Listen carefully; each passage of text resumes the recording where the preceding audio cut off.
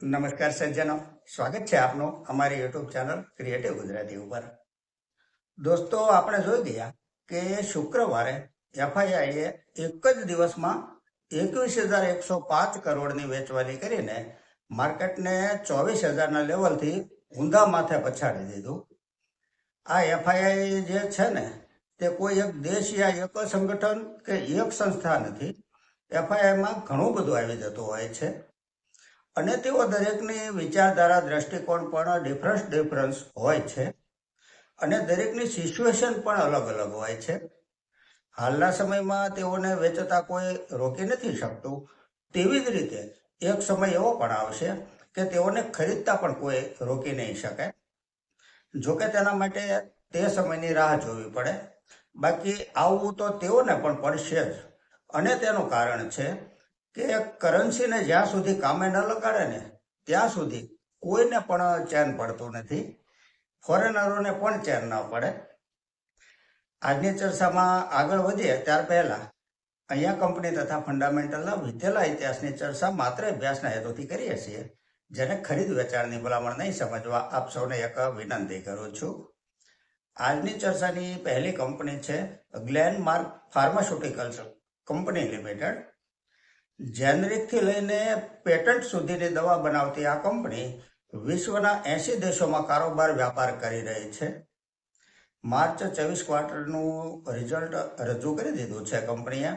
જેને આંકડામાં સમજીએ તો જે સેલ્સ માર્ચ 25 ક્વાર્ટરમાં 3,256 કરોડ હતું તે ત્યાંથી વધી 3,771 કરોડ થયું છે. નેટ પ્રોફિટ 4 કરોડથી વધી 301 કરોડ થયો છે. છેલ્લા 3 વર્ષનો કમ્પાઉન્ડિંગ પ્રોફિટ ગ્રોથ 76% છે અને ટીટીએમ 126% છે. સેલ્સ ગ્રોથ 3 વર્ષનો 14% છે. ટીટીએમ 27% છે. બેલેન્સ શીટ જોઈએ તો બોરોવિંગ 594 કરોડ છે.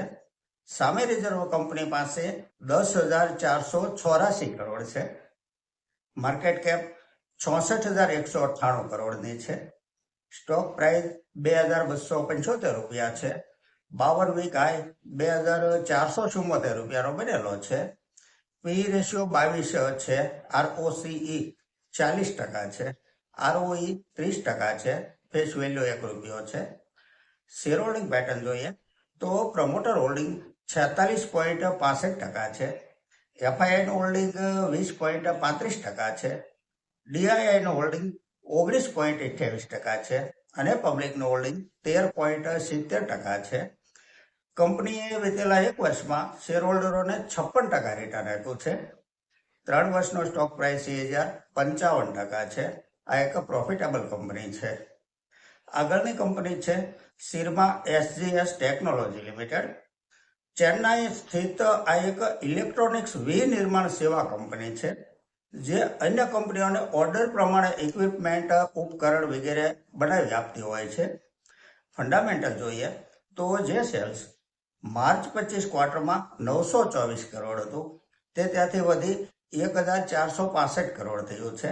નેટ પ્રોફિટ 71 કરોડથી વધી 119 કરોડ થયો છે. છેલ્લા 3 વર્ષનો કમ્પાઉન્ડિંગ પ્રોફિટ ગ્રોથ 39% છે. ટીટીએમ 102% છે. સેલ્સ ગ્રોથ 3 વર્ષનો 33% છે. બેલેન્સ શીટ જોઈએ તો બોરોઇંગ 332 કરોડ છે. સામે રિઝર્વ કંપની પાસે 2,617 કરોડનું છે. માર્કેટ કેપ 20,991 કરોડની છે.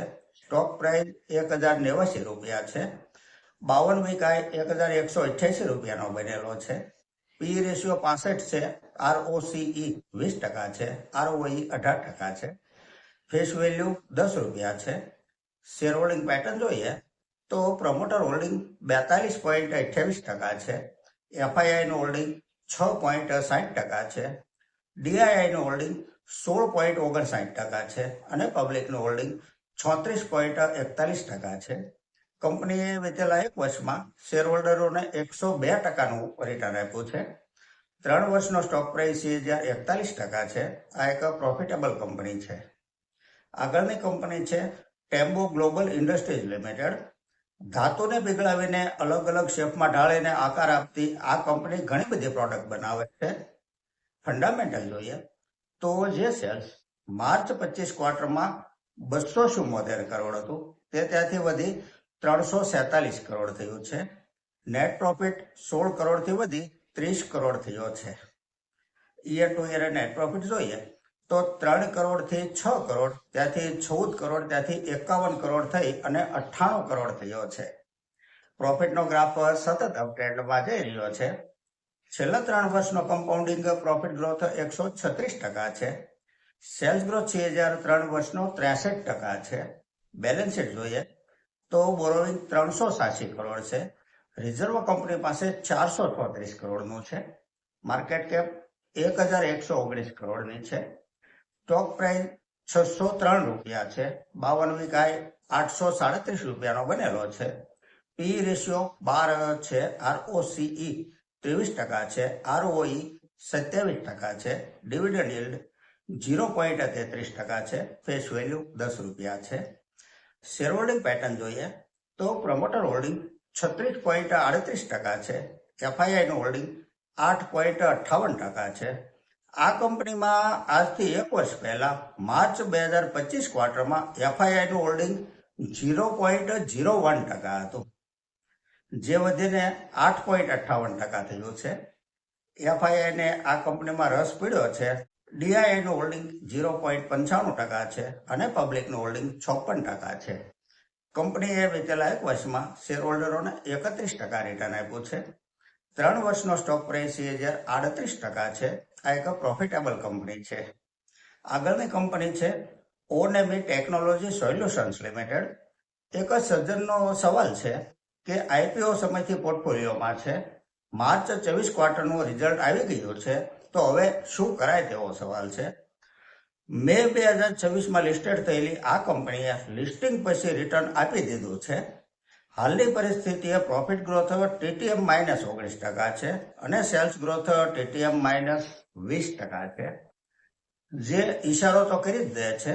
અને બીજું કે રિઝર્વ 995 કરોડ છે, સામે બોરોવિંગ 1562 કરોડ છે. પ્રમોટરનું હોલ્ડિંગ 24.80%. આટલી નાની માર્કેટ કેપ વાળી કંપનીમાં ઓછું જ કહેવાય.